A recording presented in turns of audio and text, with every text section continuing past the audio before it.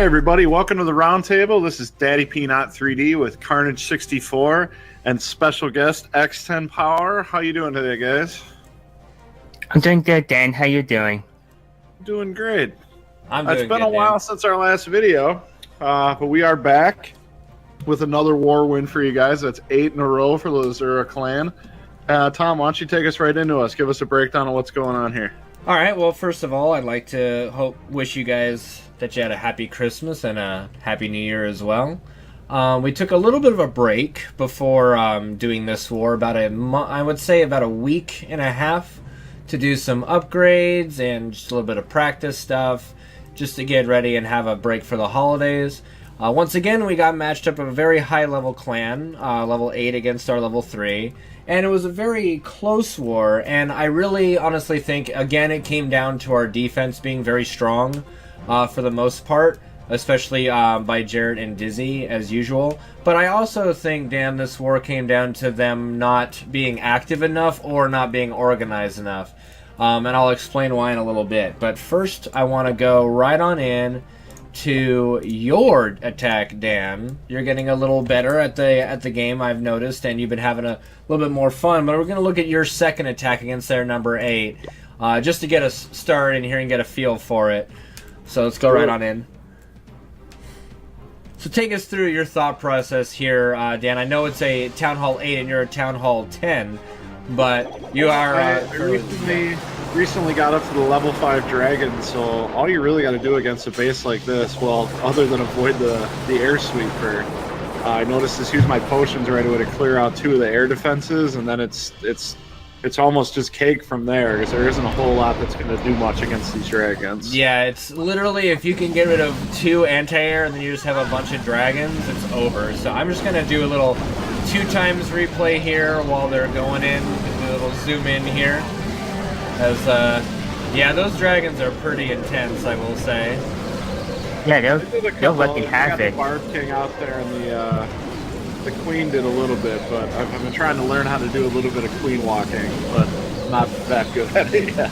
Yeah, I gotcha. I just literally started my Town Hall 9 upgrade today, so I've got 10 days until that's done.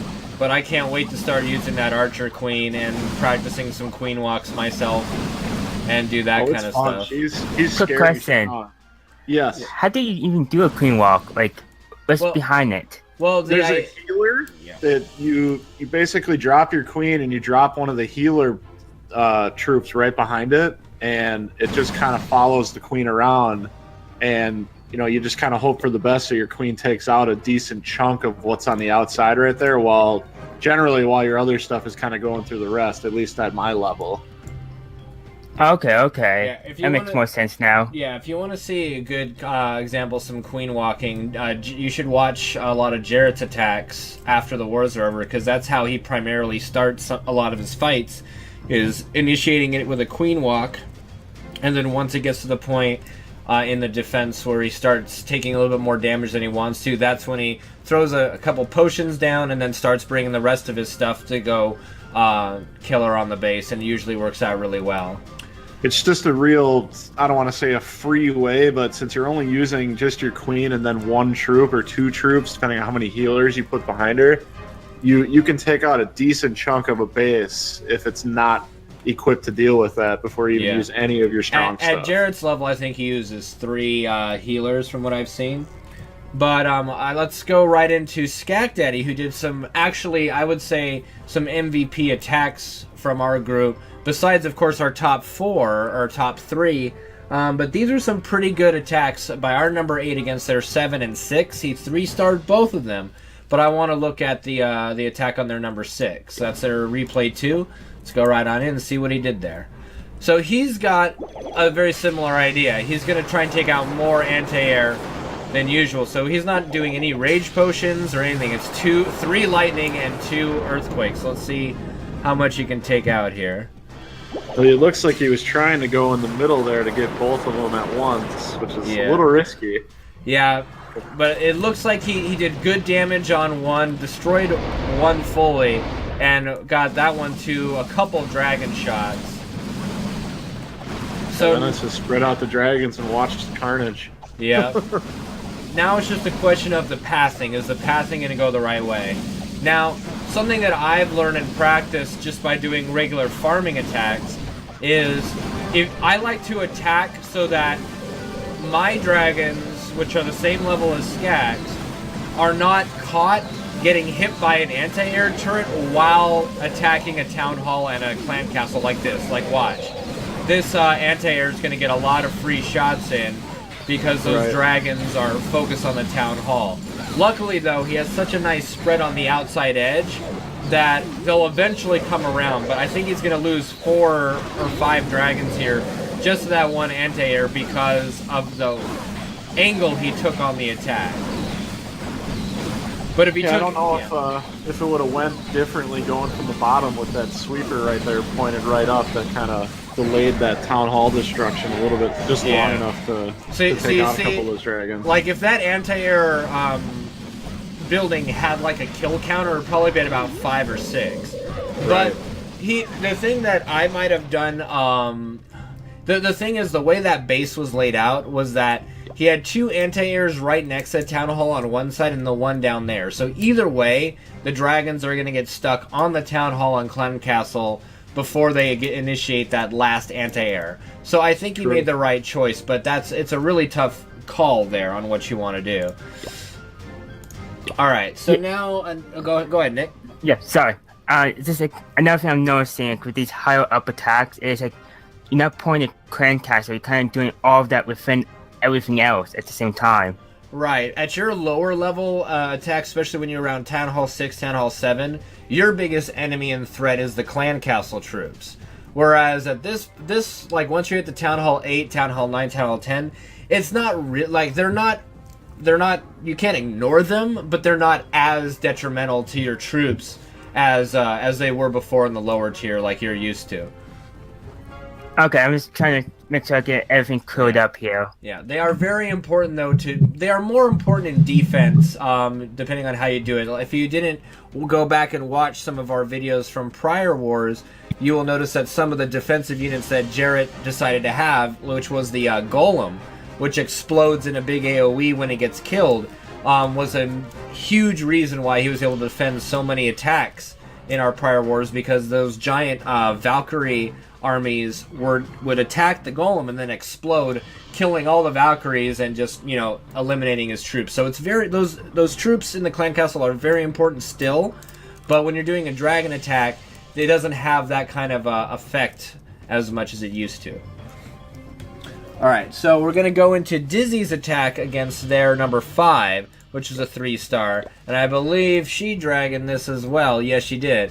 She's got her own kind of style with it that she does, where she likes to put in a lava hound. So I want you to look at this, Dan, because this might be a good idea for you to start implementing. Those max lightnings are legit, man. Oh yeah. And I mean, Yeah, I don't know if I have llama hounds yet. Yeah, you need to work. Total lightning there. You are the same town hall as her, so you can get these. Like, you can do this exact attack.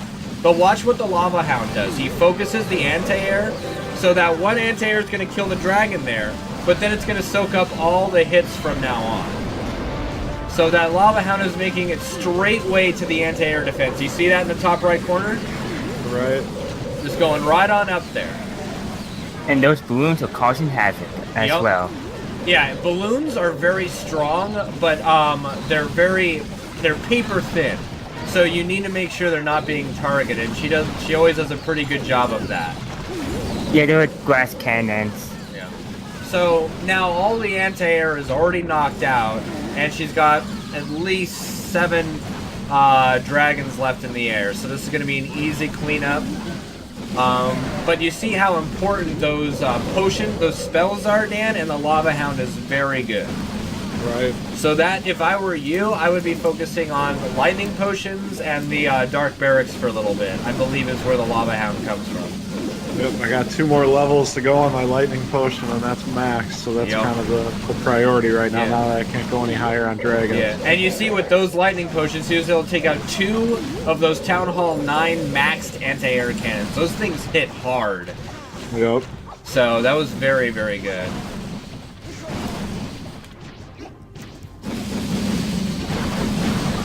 Just Alright. so calming and relaxing watching these dragons just burn everything. Yeah, pretty much. And I love her little touch. She puts in a couple minions because why not? She's got enough supply left, so she just throws in a few minions here or there. Right. If you got the space, might as well chuck something in there. Exactly. Now for one of our most important attacks was Jared's hit on their number 3, which was a good 2-star, and that will be replay number 2. So let's jump right on in. This was probably one of our most important attacks in the entire war. So this is where you're going to see Queen walk. Yeah, he's got 5 healers. So he dropped 3 right up there. 4 now. So you see, this is what a Queen walk is, Nick. Yep, I'm looking for it, trying to find it. It's at the top. Thank you. So see, now that once the Archer Queen starts taking a little bit more damage than we want, that's when he starts putting out the Golem and the Boulder Tossers to now detract from the Archer Queen. And to soak up more of the damage as well. Yep. So now you can raid down those bowlers and they just... Oh yeah. They start going ham. And the Archer Queen's still in the Rage Air potion, I believe, for a little bit. And then see, he has one little poison potion for the Clan Castle troops. That's all you really need, because it renders them fairly useless. And I did notice Jared try something different. He's trying to utilize witches. Witches, I don't know if you saw, Dan, got a little bit of a boost in the latest update in Clash of Clans. So Jared experimenting with them there. Would like to pick his brain how he thinks, how he thought about it, whether they, did what he thought they were going to do, but he used very few of them, so who knows. But this is a very solid 2-star attack against their number 3, and it was exactly what we needed. Yeah, it's a really nice clean attack. Town Hall cleared. Yep. That's why it's more of the defense is just holding off his troops.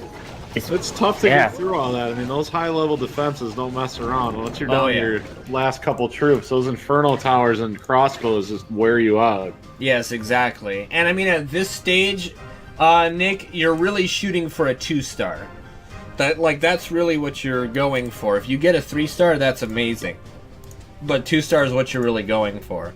All right, now to finish off our attacks, we're going to go look at Lord's 2-star attack against their number 2. So let's take a look at that right now. Let's replay 1. Again, very intimidating defense. Has a fairly similar setup as Jared did. He does lead off with the Golem, and he's going to Golem walk, it looks like. Now, see, I'm not sure I really... let's see what the healers do after, because I'm not sure if I agree with that as much. Because, I mean, Lord's got an advantage over Jared in that his Archer Queen is level 40. So even more than Jared's Archer Queen, it could do more damage. But he's choosing not to walk with it, so I don't know. It's interesting, if you look at the Queen's taken some stuff out and hasn't taken a shot of damage yet. Right, so you're like, I'm wondering if those healers were on her, how much more she could do. But those healers are also helping the boulders stay alive, so it's really a catch-22 on what's the best way to go about it. And again, I'd love to pick their brain on see what they think, because it's obviously 2 different fundamental thoughts on how to do a similar attack. Right. Let's see, look, I want to say this is barely a 2-star, though, because, look, just one boulder guy made it through to just hit the town hall, and it's barely going to go down, Right. So it's a real, you never know. Like, if he would have started with the Archer Queen on one side and then done the troops the same way Jared does, would it be the same? There's no way to really know that. So yeah, it's tough to tell. I mean, that's the thing at these upper levels. Everybody has their own little niche, it seems, and yeah, everybody's still trying to feel their way through these boulder thrower guys, I think, it seems. Yeah, I know that Lord's very new with them, and so is Jarrett. So they're both trying to figure out the best way to go about it. But still a very good attack, and it did what we needed it to do. All right. Yeah, just a catch-22 on which way you go, how you use a healer looks like. Yep. And see, the thing is, the pathing of the healers isn't that easy to control either, because they'll go off and heal whoever they want once the unit that they're currently on gets destroyed. So they could go off and just go do nothing that you want them to do if you're not careful. So that's why I somewhat think that doing the queen is a good choice, since she's so bulky and can take a little bit more hits than the average unit.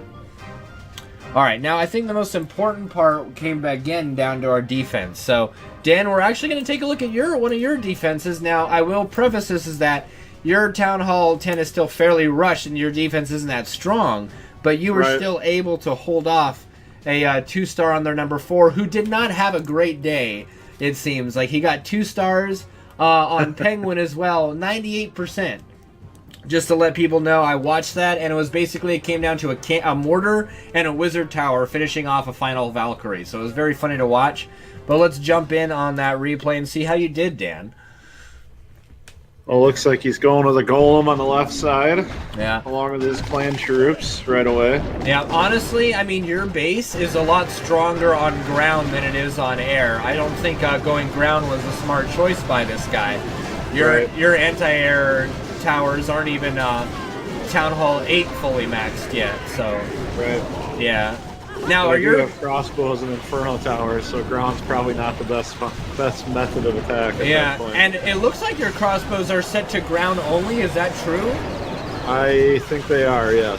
Yeah, so if they would have went air, you literally would have had very little anti-air to cannons and 2 infernal towers to take care of a massive dragon. So right. I do think this was a mistake by him not evaluating your base properly.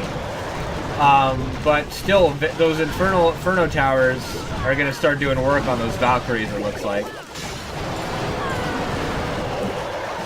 And his troop placement seems very compact, like not spread out enough. Well, those troops, you can't really spread them out. Like, Valkyries will travel in packs. And the way Dan has his base laid out is very good because it forces them to spread around. So you got the Inferno Tower and the Tesla Towers just hammering away at them while they're hitting the outside, never coming in. So I'm just going to fast forward a little bit as the Valks are hitting the outside buildings. But yeah, I can see exactly how this is going to end, is that they're going to finally go, oh wait, those things in the middle that we were supposed to get? Whoops, I forgot about those. Well, shoot. So yeah, very good, I would say very good base layout by you, Dan, was what ultimately won that for you. So let's get in there. You can see them walls are a little more purple than they are pink at this point. Yeah, that's very good. The fact that my walls are more upgraded than yours, I'm working with what I got. I know, you're getting there, man. It's good. It's good. Making huge improvement over the last couple wars, I can definitely see. Now, here is one of the most important defenses we had, was Dizzy's defense, our number 3 against their number 3. So let's take a look. There's only a 1-star. So that means... folks. Yeah. This is what a Town Hall 10 base could look like. Yeah, this is what it could look like. She maxed out all of her lava walls. Like, those things are insane. And there's like no higher walls in that. I don't believe so, not yet. I don't think Town Hall 11s even have a higher upgrade of the wall yet. I don't think they get an upgrade. I think this is the top one. Yeah. I think all of her stuff is pretty much as high as it can go at this point, other than her heroes aren't all the way up yet. Right. But God, those Inferno Towers are just... Oh my God. Yeah, they don't mess around. So it looks like you tried to get into her middle to get that Town Hall down, but the towers and the Tesla Towers, the crossbows, and the Inferno Towers were having none of it. Even the Barb King said, nah, get off my lawn, man. Right? You know? Alright, that was just a really rock-solid defense. And then, you know, just 2 more archers on the edge for good measure, I guess. Right. Just to, you know, might as well use them. Waste time. Get lucky. Yeah. Not that Collect lucky. some dark elixir. Right. So, alright, now, another very important defense to look at would be, we're going to close it off with Jarrett's 2 defenses. Now, the huge defense that he did, that pretty much, I would say, sealed a close game, And a possible victory for us was his 0-star defense on their number 2. So let's jump on in there. Well, I can see already that their number 2 has more dragons than I do. But if you're going to do a dragon attack, you don't. How are you not going to bring any sort of anti-air disruption in there? I don't know. Looking at how he doesn't even look like he's fully prepared with potions either. No, so. and his dragons aren't even level 5, which wow. His mine are level 5, but he has almost all lava walls. So I mean, it's a horse apiece at that point. I guess he just felt that he would be able to get. Well, here's what he was trying to do with this attack: is get 50% and the town hall. That's all he was trying to do. He wasn't trying to get anything more. And he was trying to cheese it with the dragons, but, you know, Jared's defense is not just good on ground. It's very good on anti-air, too. Yeah, it's just wreaking havoc. Like, those dragons are just getting annihilated before you get through half the base. And your favorite building, the air sweeper, Dan, doing its work, pushing those dragons away? Good old air sweeper. We're buddies now. We're good. We got each other figured out, so we're okay. Yeah. Oh, you had that handshake finally? Yeah. I stopped sending dragons directly into them as soon as I attacked. I heard that was a bad idea. Yep. So maybe there's a catch-22 for it. Yeah. Just a very solid defense there. And what that did is that forced their number 1 to do an attack on him too. Instead of cleaning up maybe Dizzy or someone else. So let's take a look at that, and this is the final thing that we'll look at before I kind of explain what I said earlier before we started. So he's starting in the bottom left this time with the ground. So here's the ground with the Grand Warden guy. So this is like the most insane thing that we got. He's got max boulder throwers. He's got the Warden that can make people invincible and shit. This is nuts.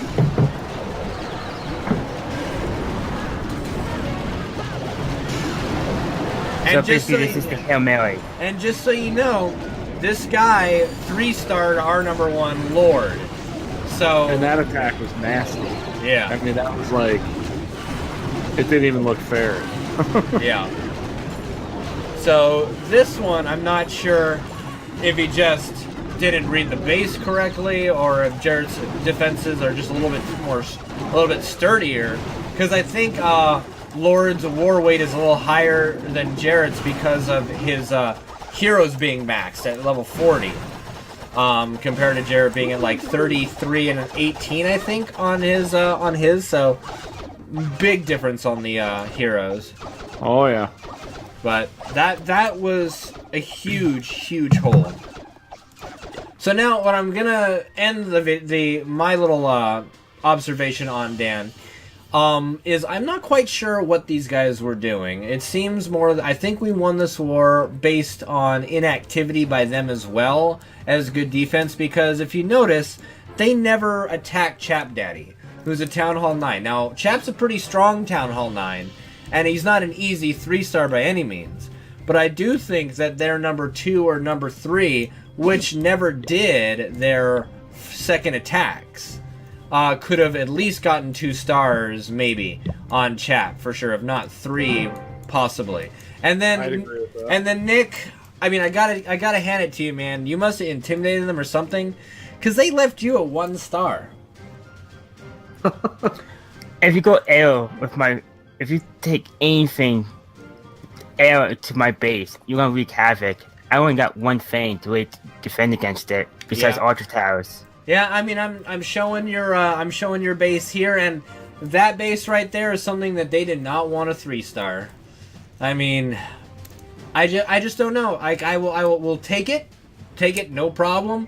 But I do feel that that had they have actually finished off some of their attacks, it would have been much closer. It might have gone down to percentages, or we might have straight up lost, since Lord did get 3-starred. But Dizzy's 1-star defense did help a lot in evening that out. So it's really up in the air on how could have ended, but this is how it did end, Dan. All right, that's all that matters. What's on the scoreboard when the clock runs out? Yep. Goes to show preparation is key, people. If you're going to be in a war, make sure you know who you're attacking, make sure you got your stuff up to date, and make sure you use your attacks, I guess. Probably the best thing to do. And remember the 3 C's. Communicate, communicate, and communicate. Very good. Yeah. You're learning that, Nick. We're getting there. And we're silent. Well, I think that'd be a good time to wrap it. Yeah, Alright. I think that's pretty much all we got. I mean, like I said, Dan, there's not a whole lot more to the war. I think it came down to, again, our defense as usual. We had some pretty good attacks by our guys and rock solid defense, and they just seem to be a little inactive, I think. Yeah, there you go. Well, I think we're going to get right back to war probably in the next few days here. So I'm sure we'll have another video for you guys here within 3 or 4 days, I would assume. We'll see. But on behalf of Carnage64 and X10 Power, I'm Daddy P, not 3D. This has been the Roundtable, and we'll see you next time.